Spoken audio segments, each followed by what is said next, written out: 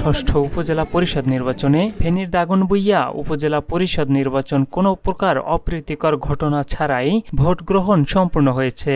সকাল ৮টা থেকে বিকাল ৪টা পর্যন্ত ৭২টি কেন্দ্রে শান্তিপূর্ণ ভোট গ্রহণ শেষ হয়েছে।